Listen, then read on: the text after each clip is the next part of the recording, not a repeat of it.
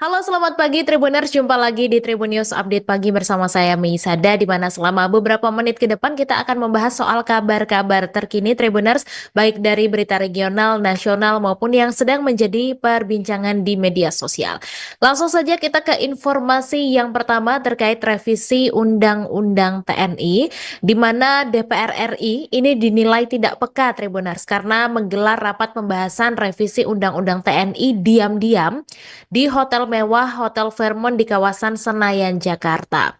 Jadi pengamat Militer Institute for Security and Strategic Studies, Hairul Fahmi menyoroti soal dasar hukum pelaksanaan rapat DPR adalah peraturan DPR nomor 1 tahun 2020 tentang tata tertib, di mana Fahmi mengatakan dalam peraturan itu disebutkan bahwa rapat DPR ini umumnya dilaksanakan di dalam gedung DPR, tetapi bisa dilakukan di luar gedung atas persetujuan pimpinan. Artinya secara prosedural rapat di hotel ini bukanlah sesuatu yang melanggar aturan. Namun terkait sifat keterbukaan rapat menurutnya pasal dalam tata tertib DPR ini juga menyebutkan kalau rapat DPR ini bersifat terbuka kecuali dinyatakan tertutup, dan dia memandang keputusan untuk menjadikannya tertutup ini bisa diambil oleh rapat itu sendiri baik atas usulan ketua rapat, anggota fraksi maupun pemerintah. Namun meskipun secara prosedur dibenarkan, pemilihan tempat di hotel berbintang 5 seperti Fairmont ini katanya memang berpotensi menimbulkan masalah dari sisi etika politik dan juga kepekaan terhadap kondisi. Namun jika alasannya adalah kenyamanan dan efektivitas rapat maraton, ada alternatif lain nih Tribuners, seperti Wisma DPR atau fasilitas milik negara yang bisa digunakan tanpa menimbulkan kesan pemborosan begitu. Nah, isu lainnya ini adalah transparansi dan juga persepsi publik, di mana ketika pembahasan revisi Undang-Undang TNI sudah mendapatkan sorotan, keputusan untuk menggelar rapat secara tertutup apalagi di hotel mewah ini memang potensial memperkuat prasangka, di mana keputusan itu memicu spekulasi dan juga kontroversi yang bisa mengalihkan perhatian dari substansi revisi itu sendiri. Selain itu, menurutnya pembahasan RUU di DPR yang berlangsung maraton ini sebenarnya bukan hal yang luar biasa. Di dalam tata tertib, DPR memang memiliki tenggat waktu ketat untuk menyelesaikan legislasi, terutama jika RUU tersebut masuk dalam daftar prioritas. Namun dalam kasus revisi Undang-Undang TNI ini munculnya kesan bahwa prosesnya berjalan terburu-buru. Sebenarnya hal itu bukan hanya karena durasi pembahasannya begitu ya, melainkan karena kurangnya akses informasi dan juga partisipasi publik. Dan dia juga mencatat Menteri Pertahanan mewakili pemerintah ini sudah pernah menyampaikan poin-poin dalam daftar inventarisasi masalah dari pemerintah untuk menjadi dasar pembahasan dalam revisi ini. Namun karena DIM itu adalah surat yang secara resmi dikirimkan pemerintah ke DPR, kewenangan publikasi dan pembahasannya lebih lanjut ini berada di tangan DPR. Dan sejumlah anggota DPR juga sudah memaparkan beberapa hal krusial yang dibahas, akan tetapi menurutnya itu ternyata belum cukup untuk menghilangkan kesan bahwa ada bagian dari pembahasan yang dianggap kurang terbuka bagi publik. Baik Tribuners, kita beralih lagi ke informasi selanjutnya terkait dugaan korupsi dana CSR. Terkini Partai Golkar katanya buka suara Tribuners terkait status politik Ridwan Kamil, mantan Gubernur Jawa Barat, setelah namanya ini terseret di dalam kasus dugaan korupsi dana iklan Bank BUMD Jawa Barat. Jadi Sekjen DPP Partai Golkar yaitu Muhammad Sarmuji menegaskan kalau Ridwan Kamil ini masih berstatus sebagai kader Partai Golkar. Dan Sarmuji juga mengatakan kalau partainya ini siap memberikan bantuan hukum kepada Ridwan Kamil jika diperlukan. Namun sejauh ini Partai Golkar memang belum membentuk tim hukum untuk membantu Ridwan Kamil, karena memang Ridwan Kamil sendiri belum berstatus apa-apa begitu. Jadi dirasa memang belum perlu. Tapi memang jika suatu saat diperlukan, maka Golkar ini akan ikut membantu kalau Ridwan Kamil yang meminta. Kemudian Sarmuji juga mengatakan jika Golkar ini selalu siap membantu masyarakat yang membutuhkan, jadi bukan hanya kadernya begitu. Seperti diketahui bahwa sebelumnya KPK ini sudah mengungkap kasus korupsi dana iklan Bank BUMD Jawa Barat yang melibatkan 5 tersangka, di mana KPK juga melakukan serangkaian penggeledahan di Bandung, termasuk di rumah Ridwan Kamil. Nah, juru bicara KPK yaitu Tessa Mahardika menyebutkan kalau kerugian negara akibat kasus ini diperkirakan mencapai ratusan miliar rupiah. Tapi untuk identitas para tersangka masih dirahasiakan dan akan diumumkan secara resmi pada akhir pekan ini. Baik Tribuners, kita beralih lagi ke informasi selanjutnya terkait oknum polisi yang mencabuli anak di Ngada. Diketahui bahwa ex-Kapolres Ngada AKBP Fajar Widyadharma Lukman Sumaatmaja ini akan menjalani sidang Komisi Kode Etik Polri di gedung TNCC Mabes Polri Jakarta Selatan pada Senin 17 Maret hari ini. Sidang akan dimulai pukul 9 pagi ini Tribuners, di mana hal ini disampaikan oleh Komisioner Kompolnas M. Hoirul Anam pada Minggu 16 Maret malam kemarin. AKBP Fajar ini terancam PTDH atau pemberhentian tidak dengan hormat atau pelanggaran berat tindak pidana penyalahgunaan narkotika dan juga asusila terhadap anak di bawah umur. Kemudian AKBP Fajar ini katanya sudah menjalani proses pemeriksaan kode etik di Propam Polri sejak 24 Februari 2025 dan kejahatannya ini termasuk kategori pelanggaran berat sehingga sidang kode etiknya segera digelar. Kemudian Tribuner, selain sanksi etik, AKBP Fajar juga menghadapi jeratan hukum pidana di mana terduga pelanggar ini sudah ditetapkan sebagai tersangka dan ditahan di Rutan Bareskrim Polri. Dan atas perbuatannya AKBP Fajar ini dijerat dengan sejumlah pasal berlapis tentang tindak pidana kekerasan seksual. Selain itu dia juga dijerat pasal 45 ayat 1, junto pasal 27 ayat 1 Undang-Undang ITE nomor 1 tahun 2024 dengan ancaman hukuman maksimal mencapai 15 tahun penjara dan denda hingga 1 miliar rupiah. Sehingga kita tunggu saja nanti seperti apa update-nya setelah sidang etik ini digelar pada pagi ini, Tribuners. Baik, kita beralih lagi ke informasi selanjutnya.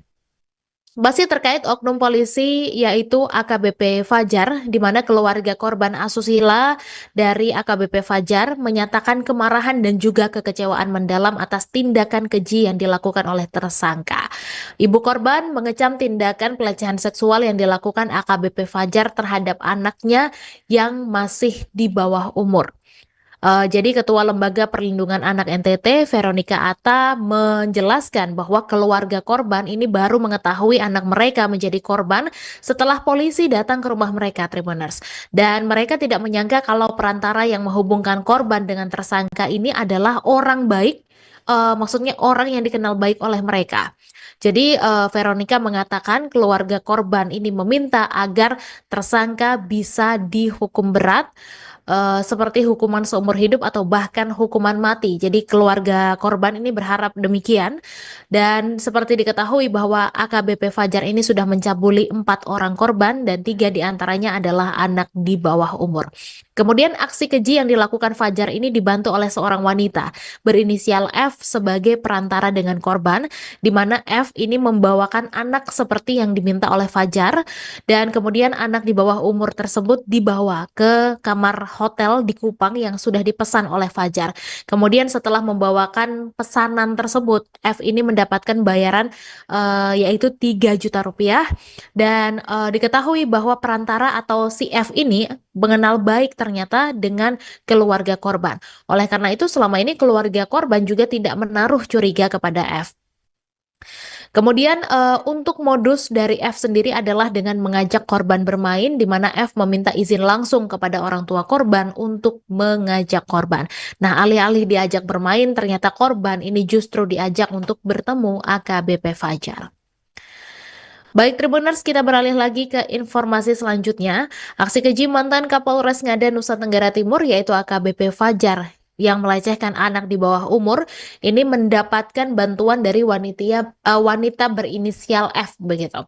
Jadi F ini membawakan anak seperti permintaan AKBP Fajar, kemudian anak di bawah umur itu dibawa ke kamar sebuah hotel di Kupang yang sudah dipesan oleh Fajar. Nah, setelah membawakan pesanan itu, F ini mendapatkan upah atau bayaran sebesar 3 juta rupiah, Tribuners. Jadi Ketua Lembaga Perlindungan Anak NTT, Veronica Atta mengatakan kalau F ini ternyata mengenal baik keluarga korban sehingga keluarga korban juga tidak curiga kepada perantara F ini. Dan untuk modusnya adalah F ini katanya mengajak korban bermain, jadi dia meminta izin langsung kepada orang tua korban untuk mengajak korban dan ternyata alih-alih diajak bermain, korban ini justru diajak untuk bertemu AKBP Fajar. Jadi awalnya katanya mau diajak jalan-jalan, mau diajak pergi bermain, tapi ternyata di luar dugaan sama sekali bahwa ternyata diajak untuk pergi makan dan juga bertemu dengan pelaku. Kemudian setelah korban ini pulang, tidak ada kecurigaan dan keanehan yang terjadi, tapi pada suatu waktu korban ini pernah membawa uang Rp50.000 Tribuners ketika selesai diajak bermain oleh si F ini. Nah, saat ditanya korban menjawab uang itu dari ayah F yang diduga adalah AKBP Fajar. Kemudian F ini adalah anggota atau anak kos dari keluarga korban begitu. Kemudian atas aksi keji ini keluarga korban pun marah dan merasa terpukul di mana ibu korban mengecam tindakan AKBP Fajar yang melakukan tindakan pelecehan seksual terhadap anaknya yang masih di bawah umur. Dan dijelaskan pula bahwa keluarga korban baru tahu anaknya menjadi korban setelah polisi datang ke rumah mereka. Dan mereka juga tidak menyangka kalau perantara yang menghubungkan korban dengan pelaku ini adalah ternyata orang yang mereka kenal baik begitu Tribuners. Jadi keluarga korban meminta agar tersangka ini bisa dihukum seberat-beratnya, dihukum seumur hidup atau bahkan hukuman mati. Nah, AKBP Fajar juga diketahui akan menjalani sidang kode etik pada Senin 17 Maret hari ini Tribuners. Baik Tribuners, kita beralih lagi ke informasi selanjutnya terkait OTT KPK di Ogan Komering Ulu. Diketahui bahwa KPK menetapkan Kepala Dinas PUPR Kabupaten Ogan Komering Ulu, Sumatera Selatan, NOP sebagai tersangka dalam kasus dugaan suap terkait proyek di Dinas PUPR. Jadi penetapan tersangka ini dilakukan setelah OTT pada Sabtu 15 Maret lalu, di mana selain Kadis PUPR Oku, ada juga sejumlah orang yang ditetapkan sebagai tersangka setelah adanya barang bukti yang cukup Tribuners. Dan di dalam konferensi pers, Ketua KPK Setio Budianto mengungkapkan sosok tersangka itu, di mana selain itu ada juga 2 orang tersangka yang berasal dari pihak swasta. Kemudian pihak KPK ini melakukan penahanan terhadap 6 tersangka yang terjaring OTT di Oku, Sumatera Selatan, dan dijelaskan bahwa 3 tersangka berinisial FJ, FMR, dan UM ini ditempatkan di Rumah Tahanan Negara Cabang Rutan dari Rutan Kelas 1 Jakarta Timur di Gedung KPK C1, sementara untuk 3 tersangka lainnya ditahan di tempat yang berbeda. Dan diketahui sebelumnya sejumlah orang ini terjaring dalam OTT KPK di Oku, Sumatera Selatan pada Sabtu 15 Maret Tribuners, di mana juru bicara KPK Tessa Mahardika Sugiharto mengonfirmasi 8 orang terjaring di Oku tersebut. Dan meski demikian dia belum merinci juga sosok 8 orang yang diamankan itu. Namun berdasarkan informasi dalam OTT itu KPK sudah mengamankan 8 orang dari Kabupaten Ogan Komering Ulu, 3 oknum anggota dewan yang diamankan, 2 diantaranya ketua partai politik dan 1 sekretaris partai politik. Baik Tribuners, kita beralih lagi ke informasi selanjutnya. Seorang remaja di Citerep, Kabupaten Bogor, Jawa Barat ini berlumuran darah Tribuners seusai dipukul oleh salah seorang warga menggunakan pistol jenis airsoft gun. Jadi warga ini merasa terganggu saat remaja itu membangunkan sahur pada Minggu 16 Maret dini hari. Kemudian Kapolsek Citerep AKP Ari Nugroho mengatakan sebelum terjadi penganiayaan pelaku ini sempat melepaskan tembakan ke atas. Kemudian setelah melepaskan tembakan ke udara, terjadilah tindakan kekerasan yang mengakibatkan korban ini terluka. Jadi Katanya korban ini dipukul di kepalanya begitu menggunakan pistol itu, dan sebelumnya ada video viral juga terkait, remaja yang bercucuran darah ini, Tribuners, jadi ramai di media sosial dan menjadi perbincangan begitu terkait, video yang viral aksi ini begitu. Di mana sempat dinarasikan bahwa, remaja itu menjadi sasaran seorang penembak misterius, di mana dalam video terlihat remaja itu menunjukkan lumuran darah pada tangan kanan hingga lehernya dan luka di bagian kepala begitu. Kemudian remaja itu dibawa oleh 2 warga menggunakan sepeda motor untuk dibawa ke rumah sakit. Nah, selain itu terdapat juga seorang wanita yang merupakan ibu-ibu berteriak histeris melihat kejadian tersebut. Baik Tribuners, kita beralih lagi ke informasi selanjutnya. Seorang wanita bernama Rindika Putri menjadi korban penipuan Tribuners, tapi ketika membuat laporan ke Polres Pemalang, Jawa Tengah, laporannya ini justru ditolak.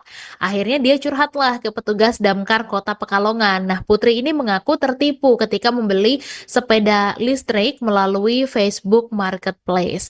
Jadi, dia ingin membeli sepeda listrik yang di situ harganya dijual dengan harga Rp1.650.000 Tribuners. Dan setelah berkomunikasi dengan si penjual, ini katanya sepeda itu adalah sepeda baru, jadi bukan barang bekas begitu. Akhirnya si penipu ini meminta sejumlah uang ke Putri untuk membuat nota pembelian. Dan, kemudian dia percaya dan mentransfer uang sejumlah Rp450.000. Dan setelah diberikan nota, Putri ini pergi ke toko sepeda listrik yang sesuai dengan, nota tersebut di Kabupaten Pemalang. Nah, kemudian, dari keterangan karyawan toko, ternyata nota tersebut bukan dari toko itu, Tribuners. Jadi pemilik toko menyatakan bahwa dia adalah orang yang keenam yang mengalami kejadian serupa dan menyarankannya untuk melapor ke polisi. Jadi dia bukan, korban yang pertama begitu. Akhirnya Putri ini diarahkanlah untuk membuat laporan ke Polres Pemalang. Tapi ketika tiba di Polres Pemalang, laporannya malah ditolak Tribuners. Dan karena kecewa, Putri ini akhirnya menghubungi petugas Damkar Kota Pekalongan untuk curhat karena sudah menjadi korban penipuan. Dan lebih lucunya lagi Tribuners, ketika laporannya ditolak, malah si Putri ini ditawari kue nastar begitu oleh polisi yang bertugas. Nah, akhirnya Putri memilih untuk curhat ke Damkar karena katanya kalau mau curhat ke psikolog malah bayar lagi begitu. Dan kemudian petugas Damkar Kota Pekalongan, Yuda Wijaya, juga membenarkan hal itu. Jadi katanya kantornya mendapatkan telepon dan mengira kalau ada kebakaran. Ternyata yang menelpon ini adalah Putri yang habis kena tipu Tribuners. Dan sesampainya di Mako Damkar Kota Pekalongan, Putri ini bercerita soal apa yang dialaminya. Sementara itu untuk Kasat Reskrim Polres Pemalang, AKP Andika Oktavian mengatakan bahwa laporan yang diajukan oleh Putri ini akan diproses dan dia menuturkan bahwa TKP berada di Pekalongan. Sedangkan untuk Kasat Reskrim Polres Pekalongan Kota, AKP Yoyo Agus Waluyo sudah mendapat konfirmasi dari Polres Pemalang terkait aduan tindak pidana penipuan yang menimpa Putri. Dan Putri juga bersyukur bahwa laporannya ini akhirnya sudah ditindak. Baik Tribuners, kita beralih lagi ke informasi selanjutnya. Bencana melanda kota wisata Parapat, Kabupaten Simalungun, Sumatera Utara, Tribuners. Jadi pada Minggu 16 Maret petang, Parapat ini berubah menjadi lautan lumpur setelah banjir bandang menerjang. Derasnya air bah ini yang meluncur dari perbukitan ini menghantam pusat kota, merendam berbagai objek vital termasuk juga fasilitas kesehatan dan melumpuhkan aktivitas warga. Kemudian ada kesaksian juga dari seorang warga bernama Cut, Tribuners, yang mengatakan kalau hujan deras ini mengguyur kawasan itu tanpa henti sejak jam 2 siang hingga jam 5 sore. Jadi katanya awalnya ini hujan biasa, tapi lama-lama semakin deras, kemudian sekitar jam 5 sore, air bah ini datang dari bukit-bukit Parapat, akhirnya mereka panik. Tribuners. Nah ini seperti yang terlihat di layar Anda bahwa ini adalah penampakan ketika banjir tersebut. Jadi banjir ini seperti bercampur dengan lumpur begitu. Kemudian warga ini akhirnya panik karena air ini naik begitu cepat, Tribuners. Jadi tidak butuh waktu lama, luapan air yang bercampur lumpur ini menerjang kawasan utama kota. Dan ruas jalan utama juga lumpuh total, akibatnya kendaraan terjebak dalam arus deras dan juga beberapa bangunan ini mengalami kerusakan parah. Bahkan yang lebih mengkhawatirkan, Tribuners, fasilitas kesehatan termasuk juga ruang UGD di salah satu klinik ini ikut terendam dan membuat layanan medis terganggu. Akhirnya warga yang terdampak ini terlihat panik dan juga bergegas untuk menyelamatkan diri, dan sebagian besar memilih untuk mengungsi ke tempat yang lebih tinggi, sementara yang lain mencoba menyelamatkan barang-barang mereka dari genangan air yang terus meninggi. Dan diketahui bahwa banjir bandang ini ternyata bukan kali pertama melanda Parapat, Tribuners. Jadi sebelum-sebelumnya air hujan juga tidak pernah meluap seperti ini, namun sekarang setelah hutan banyak yang gundul, jadi setiap hujan deras, air ini langsung turun ke kota dengan membawa lumpur. Baik Tribuners, kita beralih lagi ke informasi selanjutnya. Ini viral juga Tribuners, ada aksi seorang wanita berkerudung merah yang naik atau menunggangi patung macan lodaya di Polsek Haurgelis, Indramayu, Jawa Barat. Jadi ciri-ciri wanita itu mengenakan kerudung merah, baju lengan panjang kotak-kotak kuning, dan mengenakan celana panjang biru serta sandal jepit. Nah, seperti yang terlihat di dalam video Tribuners, bahwa aksi wanita berkerudung merah ini membuat jagat maya heboh begitu seusai diunggah oleh akun TikTok. Jadi warganet dibuat geleng-geleng Tribuners oleh aksi wanita yang berkerudung merah ini, bahkan tidak sedikit juga yang mengibaratkan wanita berkerudung itu seperti hero dalam game Mobile Legends. Dan saat dikonfirmasi Tribuners, Kapolres Indramayu AKBP Aris Setiawan Wibowo ini membenarkan kejadian tersebut. Jadi menurut Maman, wanita itu diketahui menderita gangguan kejiwaan atau ODGJ. Jadi dia adalah wanita berinisial IW, berusia 27 tahun, warga desa Sukajati, Kecamatan Haurgelis. Kemudian diceritakan pula bahwa kejadian itu bermula ketika yang bersangkutan ini datang ke Mapolsek Haurgelis, di mana petugas piket kala itu menghampiri wanita tersebut dan juga mencoba mengajaknya untuk berkomunikasi agar dia tidak berbuat onar dan mau meninggalkan Mapolsek begitu. Hanya saja ODGJ itu justru marah-marah dan menuju ke areal parkiran motor dan merobohkan motor-motor pengunjung yang sudah mendapatkan pelayanan di kantor polisi setempat. Nah, setelah itu dia lari dan naik ke patung macan lodaya dan duduk di atasnya. Dan momen ini menjadi viral seusai terekam oleh kamera warga Tribuners. Jadi wanita itu duduk di atas patung macan lodaya sambil mengoceh sendirian dan juga mengeluarkan kata-kata yang tidak dapat dimengerti. Dan akhirnya pihak Mapolsek ini menghubungi lurah desa tempat tinggalnya untuk menghubungi pihak keluarga dan menjemput wanita itu. Dan selain itu pihaknya juga menghubungi petugas Dinsos Indramayu untuk penanganan ODGJ. Baik Tribuners, informasi viral tadi sekaligus menutup jumpa kita dalam Tribun News Update pagi ini. Nanti siang kita masih akan bertemu dalam Tribun News Update siang untuk memberikan update kabar informasi terkini. Misa Desirait pamit undur diri, terima kasih dan sampai jumpa. Download Tribun X sekarang, menghadirkan lokal menjadi Indonesia.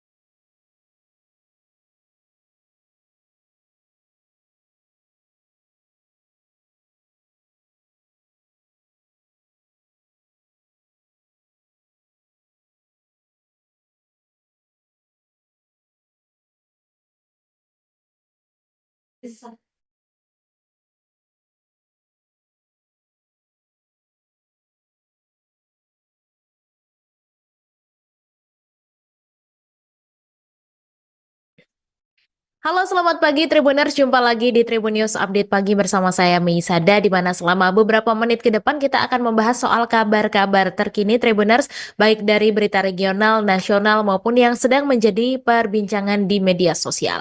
Langsung saja kita ke informasi yang pertama, TNI, di mana DPR RI ini dinilai tidak peka Tribuners karena menggelar rapat pembahasan revisi Undang-Undang TNI diam-diam di hotel mewah Hotel Fairmont di kawasan Senayan, Jakarta. Jadi pengamat militer Institute for Security and Strategic Studies Hairul Fahmi menyoroti soal dasar hukum pelaksanaan rapat DPR adalah peraturan DPR nomor 1 tahun 2020 tentang tata tertib, di mana Fahmi mengatakan dalam peraturan itu disebutkan bahwa rapat DPR ini umumnya dilaksanakan di dalam gedung DPR tetapi bisa dilakukan di luar gedung atas persetujuan pimpinan. Artinya secara prosedural rapat di hotel ini bukanlah sesuatu yang melanggar aturan. Namun terkait sifat keterbukaan rapat menurutnya pasal dalam tata tertib DPR ini juga menyebutkan kalau rapat DPR ini bersifat terbuka kecuali dinyatakan tertutup, dan dia memandang keputusan untuk menjadikannya tertutup ini bisa diambil oleh rapat itu sendiri baik atas usulan ketua rapat, anggota fraksi maupun pemerintah. Namun meskipun secara prosedur dibenarkan, pemilihan tempat di hotel berbintang 5 seperti Fairmont ini katanya memang berpotensi menimbulkan masalah dari sisi etika politik dan juga kepekaan terhadap kondisi. Namun jika alasannya adalah kenyamanan dan efektivitas rapat maraton, ada alternatif lain nih Tribuners, seperti Wisma DPR atau fasilitas milik negara yang bisa digunakan tanpa menimbulkan kesan pemborosan begitu. Nah, isu lainnya ini adalah transparansi dan juga persepsi UU tersebut masuk dalam daftar prioritas. Namun dalam kasus revisi Undang-Undang TNI ini munculnya kesan bahwa prosesnya berjalan terburu-buru. Sebenarnya hal itu bukan hanya karena durasi pembahasannya begitu ya, melainkan karena kurangnya akses informasi dan juga partisipasi publik. Dan dia juga mencatat Menteri Pertahanan mewakili pemerintah ini sudah pernah menyampaikan poin-poin dalam daftar inventarisasi masalah dari pemerintah untuk menjadi dasar pembahasan dalam revisi ini. Namun karena DIM itu adalah surat yang secara resmi dikirimkan pemerintah ke DPR, kewenangan publikasi dan pembahasannya lebih lanjut ini berada di tangan DPR. Dan sejumlah anggota DPR juga sudah memaparkan beberapa hal krusial yang dibahas, akan tetapi menurutnya itu ternyata belum cukup untuk menghilangkan kesan bahwa ada bagian dari pembahasan yang dianggap kurang terbuka bagi publik. Baik Tribuners, kita beralih lagi ke informasi selanjutnya terkait dugaan korupsi dana CSR. Terkini Partai Golkar katanya buka suara Tribuners terkait status politik Ridwan Kamil, mantan Gubernur Jawa Barat, setelah namanya ini terseret di dalam kasus dugaan korupsi dana iklan Bank BUMD Jawa Barat. Jadi Sekjen DPP Partai Golkar yaitu Muhammad Sarmuji menegaskan kalau Ridwan Kamil ini masih berstatus sebagai kader Partai Golkar. Dan Sarmuji juga mengatakan kalau partainya ini siap memberikan bantuan hukum kepada Ridwan Kamil jika diperlukan. Namun sejauh ini Partai Golkar memang belum membentuk tim hukum untuk membantu Ridwan Kamil karena memang Ridwan Kamil sendiri belum berstatus apa-apa begitu. Jadi dirasa memang belum perlu. Tapi memang jika suatu saat diperlukan, maka Golkar ini akan ikut membantu kalau Ridwan Kamil yang meminta. Kemudian Sarmuji juga mengatakan jika Golkar ini selalu siap membantu masyarakat yang membutuhkan, jadi bukan hanya kadernya begitu. Seperti diketahui bahwa sebelumnya KPK ini sudah mengungkap kasus korupsi dana iklan Bank BUMD Jawa Barat yang melibatkan 5 tersangka, di mana KPK juga melakukan serangkaian, yaitu Tessa Mahardika menyebutkan kalau kerugian negara akibat kasus ini diperkirakan mencapai ratusan miliar rupiah. Tapi untuk identitas para tersangka masih dirahasiakan dan akan diumumkan secara resmi pada akhir pekan ini. Baik Tribuners, kita beralih lagi ke informasi selanjutnya terkait oknum polisi yang mencabuli anak di Ngada.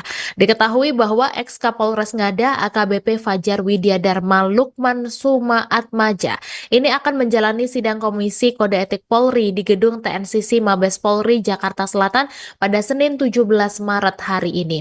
Sidang akan dimulai pukul 9 pagi ini Tribuners, di mana hal ini disampaikan oleh Komisioner Kompolnas M. Hoirul Anam pada Minggu 16 Maret malam kemarin. AKBP Fajar ini terancam PTDH atau pemberhentian tidak dengan hormat atau pelanggaran berat tindak pidana penyalahgunaan narkotika dan juga asusila terhadap anak di bawah umur. Kemudian AKBP Fajar ini katanya sudah menjalani proses pemeriksaan kode etik di Propam Polri sejak 24 Februari 2025 dan kejahatannya ini termasuk kategori pelanggaran berat sehingga sidang kode etiknya segera digelar. Kemudian Tribuner, selain sanksi etik, AKBP Fajar juga menghadapi jeratan hukum pidana di mana terduga pelanggar ini sudah ditetapkan sebagai tersangka dan ditahan di Rutan Bareskrim Polri. Dan atas perbuatannya AKBP Fajar ini dijerat dengan sejumlah pasal berlapis tentang tindak pidana kekerasan seksual. Selain itu dia juga dijerat pasal 45 ayat 1, junto pasal 27 ayat 1 Undang-Undang ITE nomor 1 tahun 2024 dengan ancaman hukuman maksimal mencapai 15 tahun penjara dan denda hingga 1 miliar rupiah. Sehingga kita tunggu saja nanti seperti apa update-nya setelah sidang etik ini digelar pada pagi ini, Tribuners. Baik, kita beralih lagi ke informasi selanjutnya. Masih terkait oknum polisi yaitu AKBP Fajar, di mana keluarga korban asusila dari AKBP Fajar menyatakan kemarahan dan juga kekecewaan mendalam atas tindakan keji yang dilakukan oleh tersangka. Ibu korban mengecam tindakan pelecehan seksual yang dilakukan AKBP Fajar terhadap anaknya yang masih di bawah umur. Jadi Ketua Lembaga Perlindungan Anak NTT, Veronica Atta, menjelaskan bahwa keluarga korban ini baru mengetahui anak mereka menjadi korban setelah polisi datang ke rumah mereka, Tribuners. Dan mereka tidak menyangka kalau perantara yang menghubungkan korban dengan tersangka ini adalah orang baik, maksudnya orang yang dikenal baik oleh mereka. Jadi Veronica mengatakan keluarga korban ini meminta agar tersangka bisa dihukum berat, seperti hukuman seumur hidup atau bahkan hukuman mati. Jadi keluarga korban ini berharap demikian. Dan seperti diketahui bahwa AKBP Fajar ini sudah mencabuli 4 orang korban dan 3 diantaranya adalah anak di bawah umur. Kemudian aksi keji yang dilakukan Fajar ini dibantu oleh seorang wanita berinisial F sebagai perantara dengan korban, di mana F ini membawakan anak seperti yang diminta oleh Fajar, dan kemudian anak di bawah umur tersebut dibawa ke kamar hotel di Kupang yang sudah dipesan oleh Fajar. Kemudian setelah membawakan pesanan tersebut, F ini mendapatkan bayaran yaitu 3 juta rupiah, dan diketahui bahwa perantara atau si F ini mengenal baik ternyata dengan keluarga korban. Oleh karena itu selama ini keluarga korban juga tidak menaruh curiga kepada F. Kemudian untuk modus dari F sendiri adalah dengan mengajak korban bermain, di mana F meminta izin langsung kepada orang tua korban untuk mengajak korban. Nah, alih-alih diajak bermain, ternyata korban ini justru diajak untuk bertemu AKBP Fajar. Baik Tribuners, kita beralih lagi ke informasi selanjutnya. Aksi keji mantan Kapolres Ngada Nusa Tenggara Timur yaitu AKBP Fajar yang melecehkan anak di bawah umur ini mendapatkan bantuan dari wanita berinisial F begitu. Jadi F ini membawakan anak seperti permintaan AKBP Fajar, kemudian anak di bawah umur itu dibawa ke kamar sebuah hotel di Kupang yang sudah dipesan oleh Fajar. Nah, setelah membawakan pesanan itu, F ini mendapatkan upah atau bayaran sebesar 3 juta rupiah, Tribuners. Jadi Ketua Lembaga Perlindungan Anak NTT, Veronica Atta, ternyata mengatakan kalau F ini ternyata mengenal baik keluarga korban, sehingga keluarga korban juga tidak curiga kepada perantara F ini.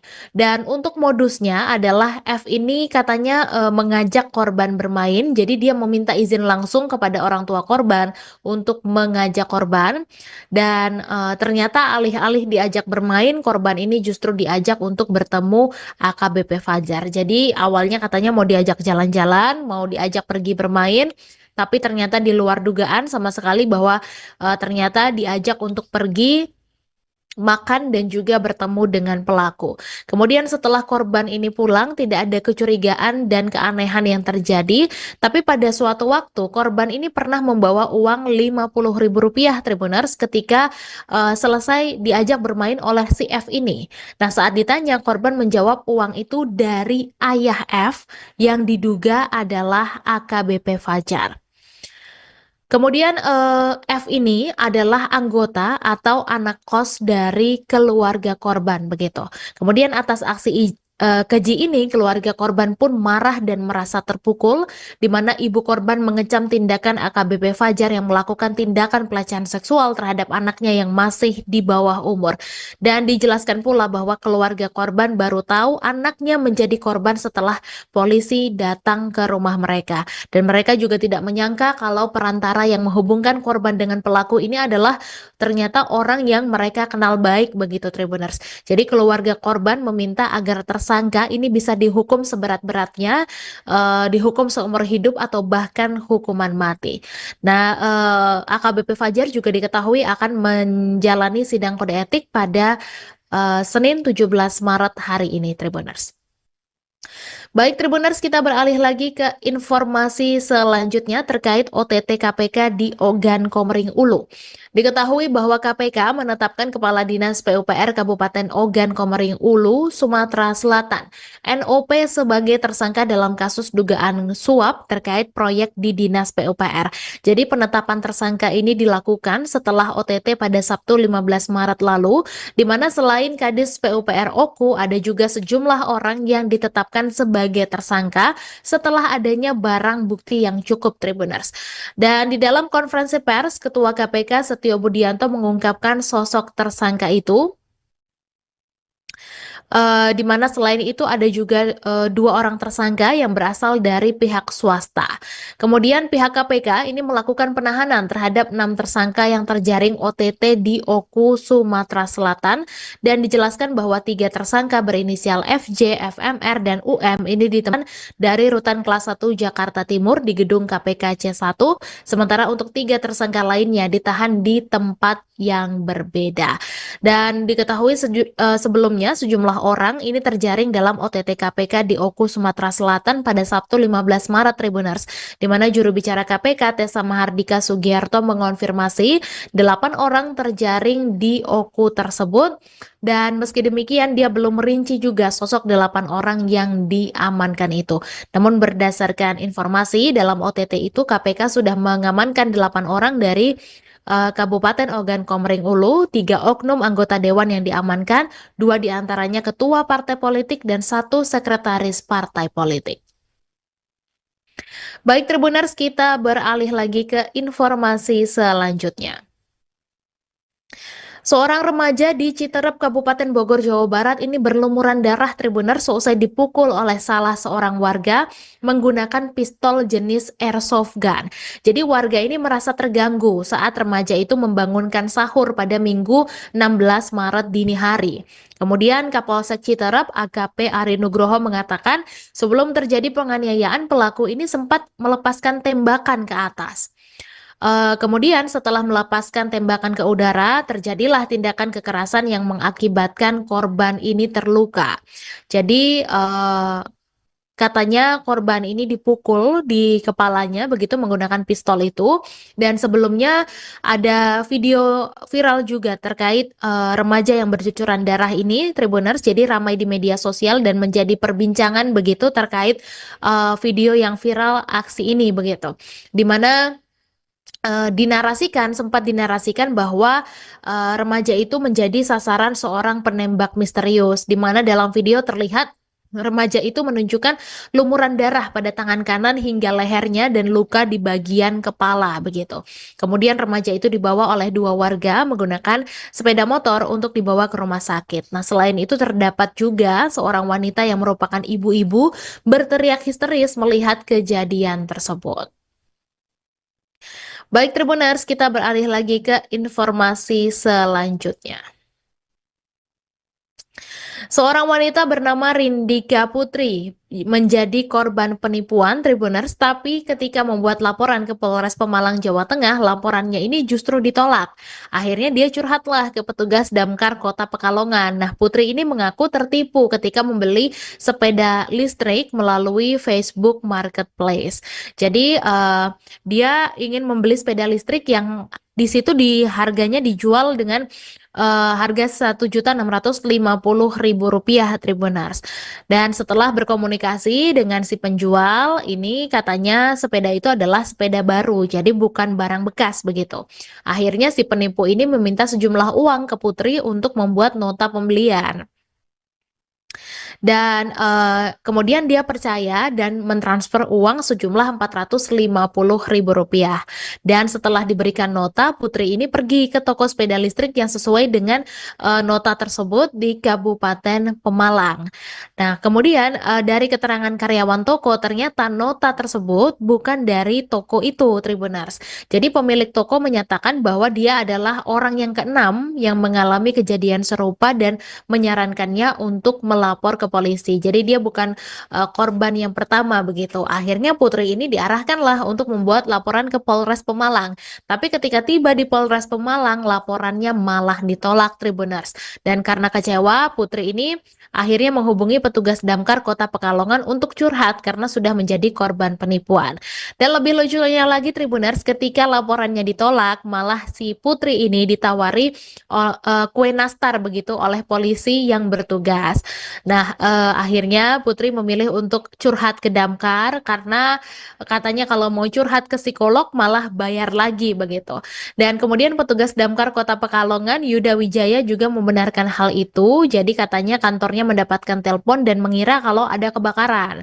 Ternyata yang menelpon ini adalah Putri yang habis kena tipu Tribuners. Dan sesampainya di Mako Damkar Kota Pekalongan, Putri ini bercerita soal apa yang dialaminya. Sementara itu untuk Kasat Reskrim Polres Pemalang AKP Andika Oktavian mengatakan bahwa laporan yang diajukan oleh Putri ini akan diproses dan dia menuturkan bahwa TKP berada di Pekalongan. Sedangkan untuk Kasat Reskrim Polres Pekalongan Kota, AKP Yoyo Agus Waluyo sudah mendapat konfirmasi dari Polres Pemalang terkait aduan tindak pidana penipuan yang menimpa Putri. Dan Putri juga bersyukur bahwa laporannya ini akhirnya sudah ditindak. Baik Tribuners, kita beralih lagi ke informasi selanjutnya. Bencana melanda kota wisata Parapat Kabupaten Simalungun, Sumatera Utara, Tribuners. Jadi pada Minggu 16 Maret petang, Parapat ini berubah menjadi lautan lumpur setelah banjir bandang menerjang. Derasnya air bah ini yang meluncur dari perbukitan ini menghantam pusat kota, merendam berbagai objek vital termasuk juga fasilitas kesehatan dan melumpuhkan aktivitas warga. Kemudian ada kesaksian juga dari seorang warga bernama Cut, Tribuners, yang mengatakan kalau hujan deras ini mengguyur kawasan itu tanpa henti sejak jam 2 siang hingga jam 5 sore. Jadi katanya awalnya ini hujan biasa, tapi lama-lama semakin deras, kemudian sekitar jam 5 sore, air bah ini datang dari bukit-bukit Parapat, akhirnya mereka panik. Tribuners. Nah ini seperti yang terlihat di layar Anda bahwa ini adalah penampakan ketika banjir tersebut. Jadi banjir ini seperti bercampur dengan lumpur begitu. Kemudian warga ini akhirnya panik karena air ini naik begitu cepat Tribuners. Jadi tidak butuh waktu lama, luapan air yang bercampur lumpur ini menerjang kawasan utama kota. Dan ruas jalan utama juga lumpuh total, akibatnya kendaraan terjebak dalam arus deras dan juga beberapa bangunan ini mengalami kerusakan parah. Bahkan yang lebih mengkhawatirkan Tribuners, fasilitas kesehatan termasuk juga ruang UGD di salah satu klinik ini ikut terendam dan membuat layanan medis terganggu.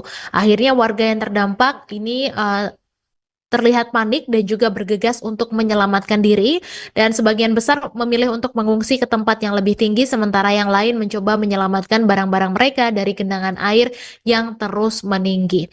Dan diketahui bahwa banjir bandang ini ternyata bukan kali pertama melanda Parapat, Tribuners. Jadi sebelum-sebelumnya air hujan juga tidak pernah meluap seperti ini, namun sekarang setelah hutan banyak yang gundul, jadi setiap hujan deras, air ini langsung turun ke kota dengan membawa lumpur. Baik Tribuners, kita beralih lagi ke informasi selanjutnya. Ini viral juga Tribuners, ada aksi seorang wanita berkerudung merah yang naik atau menunggangi patung macan lodaya di Polsek Haurgelis, Indramayu, Jawa Barat. Jadi ciri-ciri wanita itu mengenakan kerudung merah, baju lengan panjang kotak-kotak kuning, dan mengenakan celana panjang biru serta sandal jepit. Nah, seperti yang terlihat di dalam video Tribuners, bahwa aksi wanita berkerudung merah ini membuat jagat maya heboh begitu seusai diunggah oleh akun TikTok.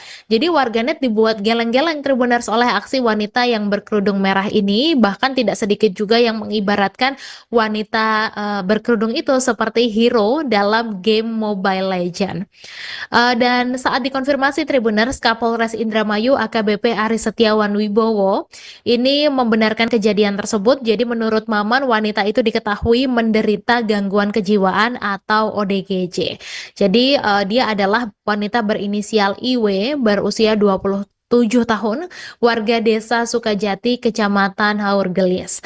Kemudian diceritakan pula bahwa kejadian itu bermula ketika yang bersangkutan ini datang ke Mapolsek Haurgelis, di mana petugas piket kala itu menghampiri wanita tersebut dan juga mencoba mengajaknya untuk berkomunikasi agar dia tidak berbuat onar dan mau meninggalkan Mapolsek begitu. Hanya saja ODGJ itu justru marah-marah dan menuju ke areal parkiran motor dan merobohkan motor-motor pengunjung yang sudah mendapatkan pelayanan di kantor polisi setempat. Nah, setelah itu dia lari dan naik ke patung macan lodaya dan duduk di atasnya.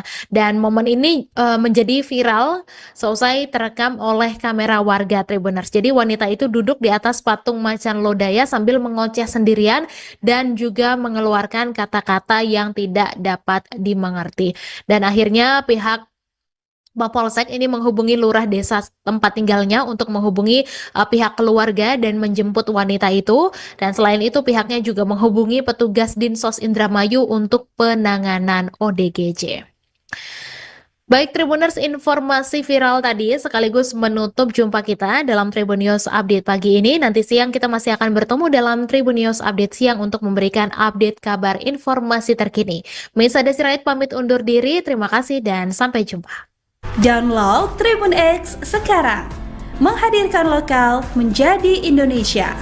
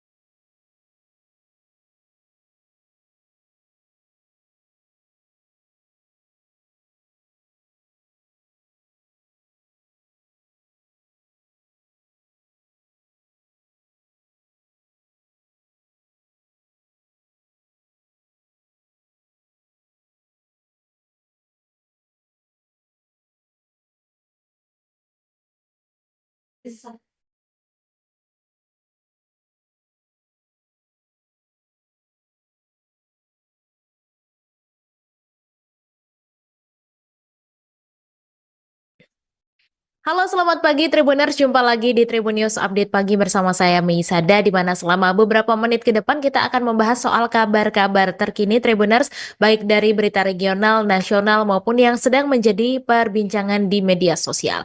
Langsung saja kita ke informasi yang pertama terkait revisi Undang TNI, di mana DPR RI ini dinilai tidak peka Tribuners karena menggelar rapat pembahasan revisi Undang-Undang TNI diam-diam di hotel mewah Hotel Fairmont di kawasan Senayan, Jakarta.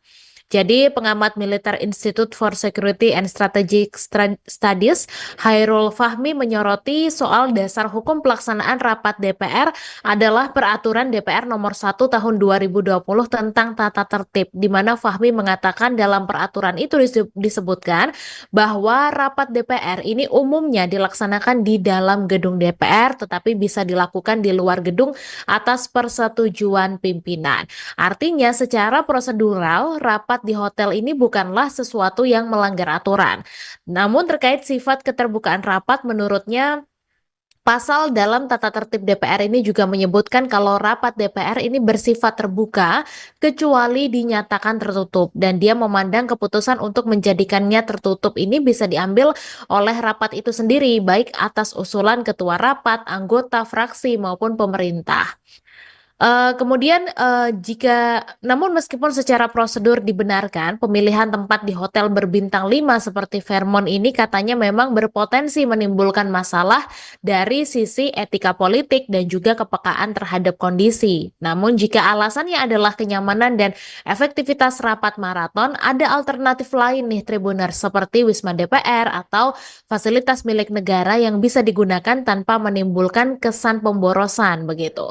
Nah, isu lainnya ini adalah transparansi dan juga persepsi publik, di mana ketika pembahasan revisi Undang-Undang TNI sudah mendapatkan sorotan, keputusan untuk menggelar rapat secara tertutup apalagi di hotel mewah ini memang potensial memperkuat prasangka, di mana keputusan itu memicu spekulasi dan juga kontroversi yang bisa mengalihkan perhatian dari substansi revisi itu sendiri. Selain itu, menurutnya pembahasan RUU di DPR yang berlangsung maraton ini sebenarnya bukan hal yang luar biasa. Di dalam tata tertib, DPR memang memiliki tenggat waktu ketat untuk menyelesaikan legislasi, terutama jika RUU tersebut masuk dalam daftar prioritas. Namun dalam kasus revisi Undang-Undang TNI ini munculnya kesan bahwa prosesnya berjalan terburu-buru. Sebenarnya hal itu bukan hanya karena durasi pembahasannya begitu ya, melainkan karena kurangnya akses informasi dan juga partisipasi publik. Dan dia juga mencatat Menteri Pertahanan mewakili pemerintah ini sudah pernah menyampaikan poin-poin dalam daftar inventarisasi masalah dari pemerintah untuk menjadi dasar pembahasan dalam revisi ini. Namun karena DIM itu adalah surat yang secara resmi dikirimkan pemerintah ke DPR, kewenangan publikasi dan pembahasannya lebih lanjut ini berada di tangan DPR. Dan sejumlah anggota DPR juga sudah memaparkan beberapa hal krusial yang dibahas, akan tetapi menurutnya itu ternyata belum cukup untuk menghilangkan kesan bahwa ada bagian dari pembahasan yang dianggap kurang terbuka bagi publik.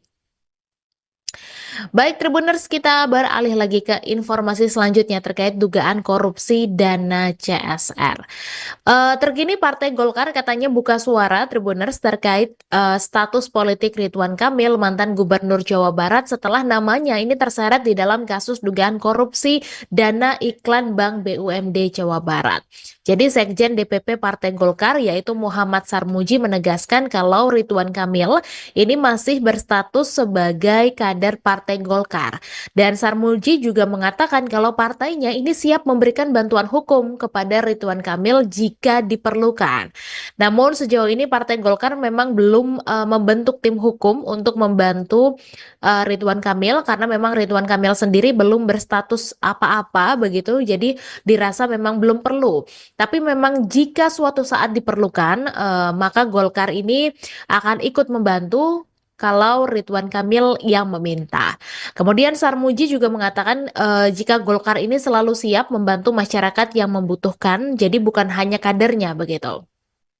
Seperti diketahui bahwa sebelumnya KPK ini sudah mengungkap kasus korupsi dana iklan Bank BUMD Jawa Barat yang melibatkan 5 tersangka, di mana KPK juga melakukan serangkaian penggeledahan di Bandung, termasuk di rumah Ridwan Kamil.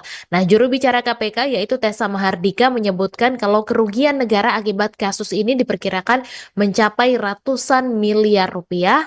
Tapi untuk identitas para tersangka masih dirahasiakan dan akan diumumkan secara resmi pada akhir pekan ini.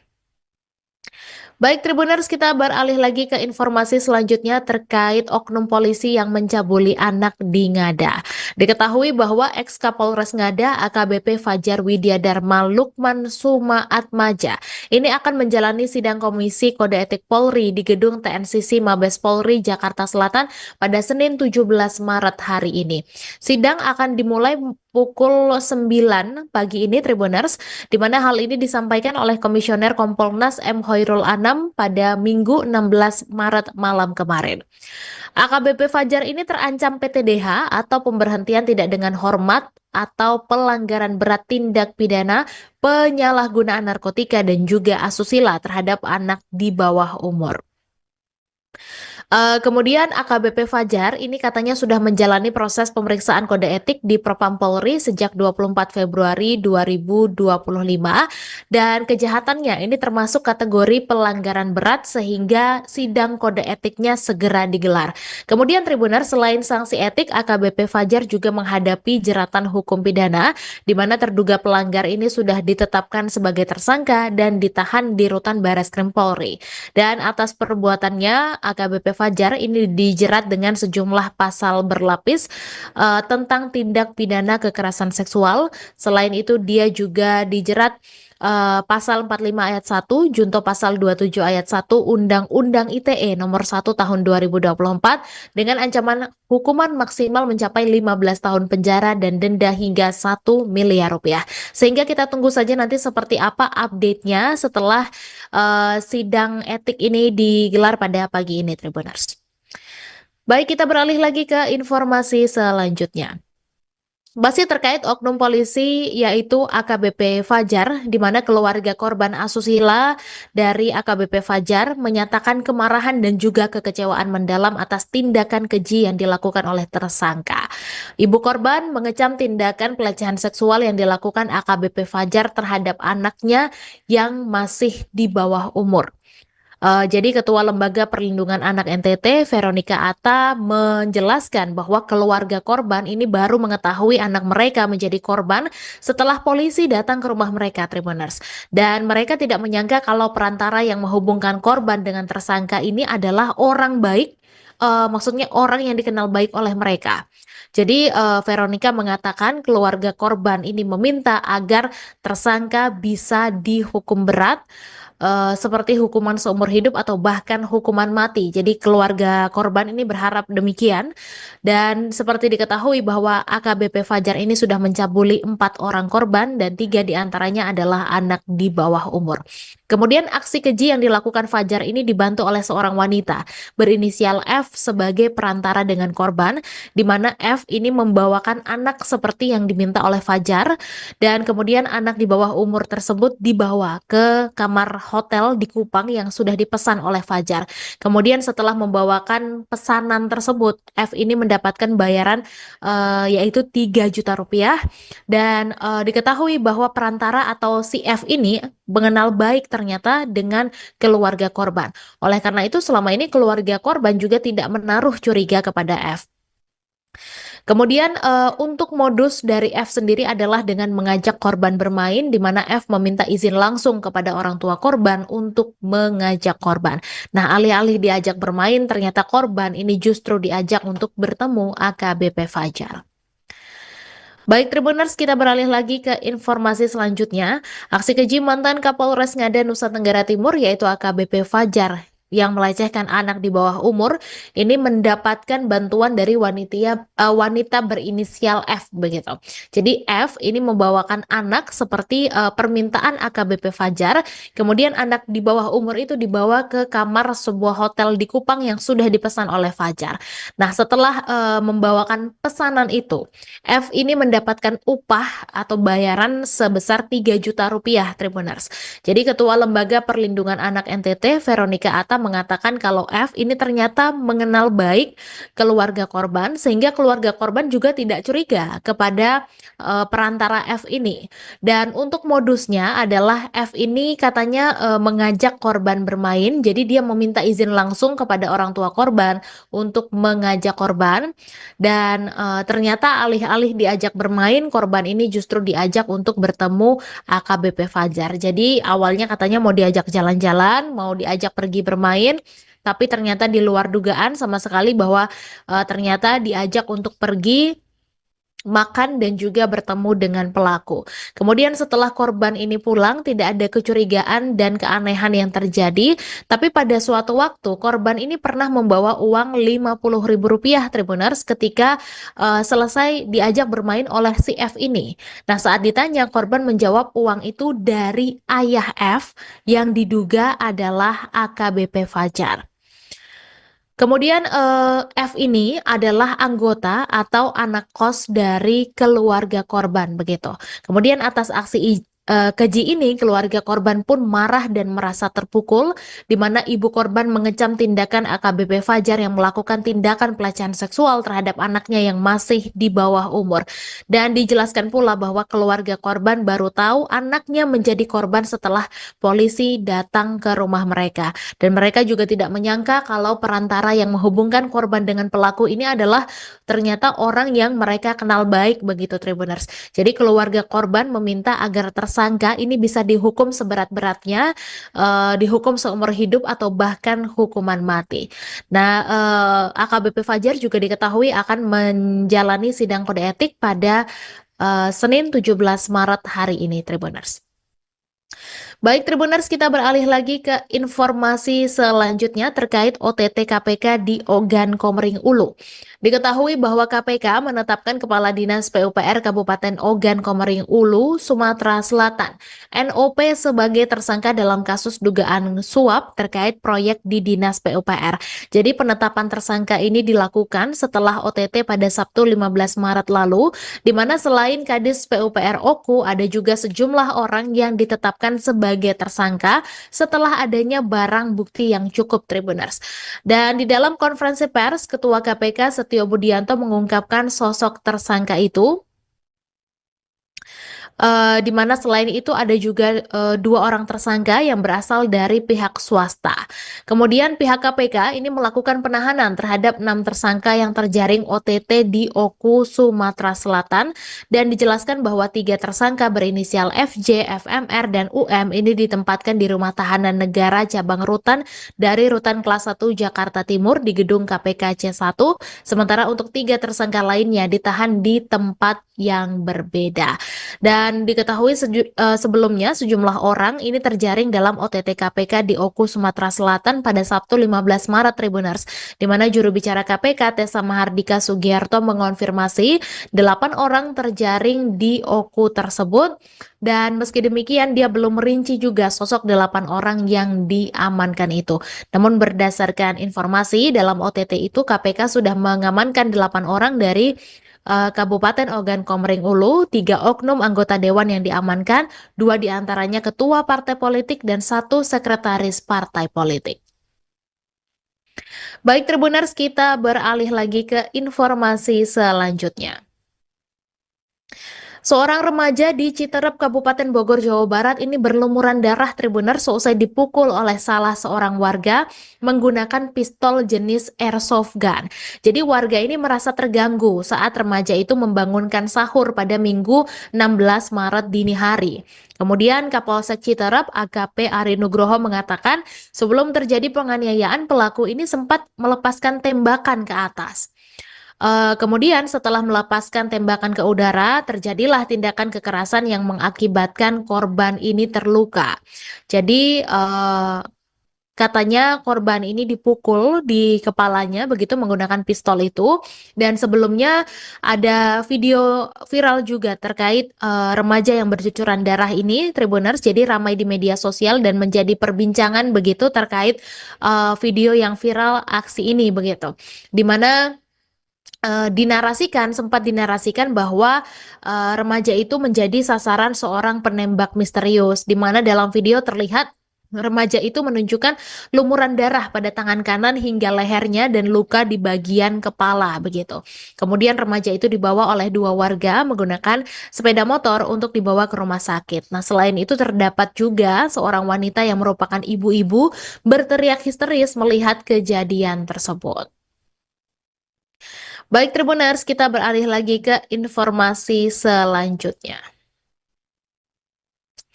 Seorang wanita bernama Rindika Putri menjadi korban penipuan Tribuners, tapi ketika membuat laporan ke Polres Pemalang, Jawa Tengah, laporannya ini justru ditolak.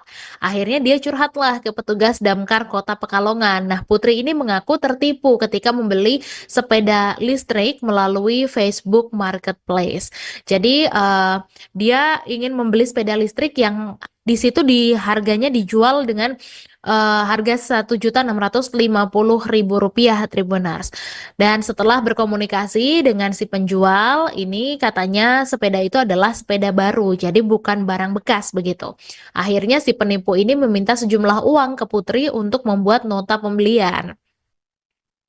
Dan kemudian dia percaya dan mentransfer uang sejumlah Rp450.000. Dan setelah diberikan nota, Putri ini pergi ke toko sepeda listrik yang sesuai dengan nota tersebut di Kabupaten Pemalang. Nah, kemudian dari keterangan karyawan toko, ternyata nota tersebut bukan dari toko itu, Tribuners. Jadi pemilik toko menyatakan bahwa dia adalah orang yang keenam yang mengalami kejadian serupa dan menyarankannya untuk melapor ke polisi. Jadi dia bukan korban yang pertama begitu. Akhirnya Putri ini diarahkanlah untuk membuat laporan ke Polres Pemalang. Tapi ketika tiba di Polres Pemalang, laporannya malah ditolak, Tribuners. Dan karena kecewa, Putri ini akhirnya menghubungi petugas Damkar Kota Pekalongan untuk curhat karena sudah menjadi korban penipuan. Dan lebih lucunya lagi, Tribuners, ketika laporannya ditolak, malah si Putri ini ditawari kue nastar begitu oleh polisi yang bertugas. Nah, akhirnya Putri memilih untuk curhat ke Damkar karena katanya kalau mau curhat ke psikolog malah bayar lagi begitu.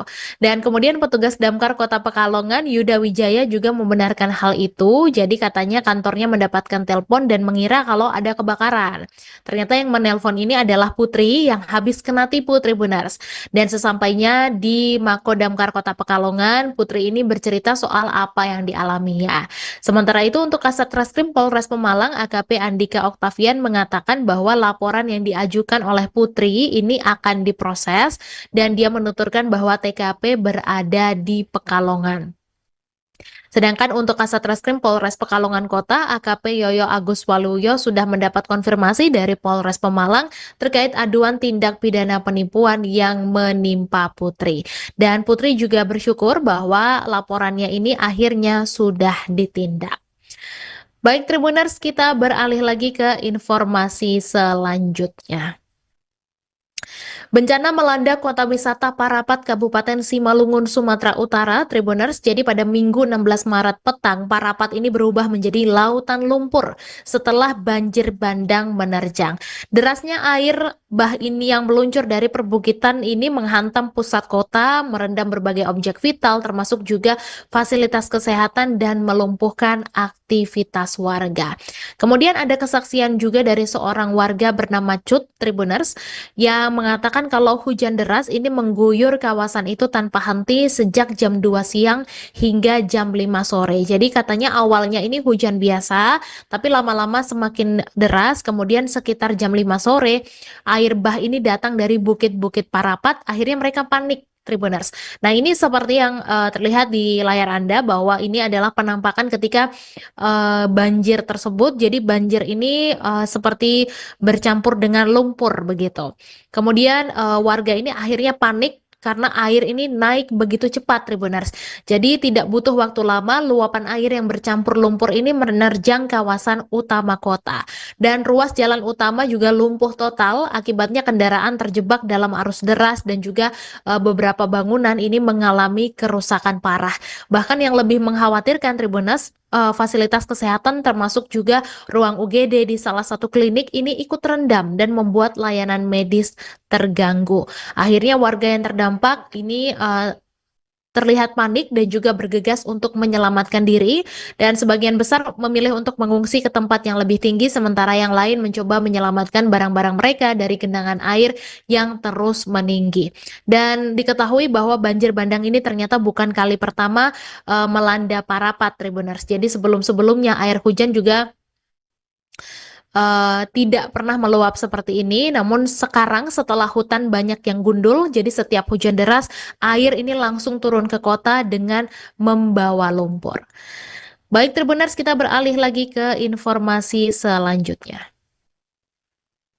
Ini viral juga, Tribuners, ada aksi seorang wanita berkerudung merah yang naik atau menunggangi patung macan lodaya di Polsek Haurgelis, Indramayu, Jawa Barat. Jadi ciri-ciri wanita itu mengenakan kerudung merah, baju lengan panjang kotak-kotak kuning, dan mengenakan celana panjang biru serta sandal jepit. Nah, seperti yang terlihat di dalam video, Tribuners, bahwa aksi wanita berkerudung merah ini membuat jagat maya heboh begitu seusai diunggah oleh akun TikTok. Jadi warganet dibuat geleng-geleng, Tribuners, oleh aksi wanita yang berkerudung merah ini. Bahkan tidak sedikit juga yang mengibaratkan wanita berkerudung itu seperti hero dalam game Mobile Legends. Dan saat dikonfirmasi, Tribuners, Kapolres Indramayu AKBP Aris Setiawan Wibowo ini membenarkan kejadian tersebut. Jadi menurut Maman, wanita itu diketahui menderita gangguan kejiwaan atau ODGJ.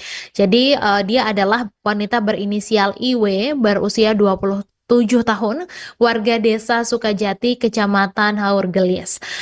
Kemudian diceritakan pula bahwa kejadian itu bermula ketika yang bersangkutan ini datang ke Mapolsek Haurgelis, di mana petugas piket kala itu menghampiri wanita tersebut dan juga mencoba mengajaknya untuk berkomunikasi agar dia tidak berbuat onar dan mau meninggalkan Mapolsek begitu. Hanya saja ODGJ itu justru marah-marah dan menuju ke areal parkiran motor dan merobohkan motor-motor pengunjung yang sudah mendapatkan pelayanan di kantor polisi setempat. Nah, setelah itu dia lari dan naik ke patung macan lodaya dan duduk di atasnya. Dan momen ini menjadi viral seusai terekam oleh kamera warga, Tribuners. Jadi wanita itu duduk di atas patung macan lodaya sambil mengoceh sendirian dan juga mengeluarkan kata-kata yang tidak dapat dimengerti. Dan akhirnya pihak Mapolsek ini menghubungi lurah desa tempat tinggalnya untuk menghubungi pihak keluarga dan menjemput wanita itu. Dan selain itu pihaknya juga menghubungi petugas Dinsos Indramayu untuk penanganan ODGJ. Baik, Tribuners, informasi viral tadi sekaligus menutup jumpa kita dalam Tribun News Update pagi ini. Nanti siang kita masih akan bertemu dalam Tribun News Update siang untuk memberikan update kabar informasi terkini. Maisa Desirait pamit undur diri, terima kasih dan sampai jumpa. Download Tribun X sekarang, menghadirkan lokal menjadi Indonesia.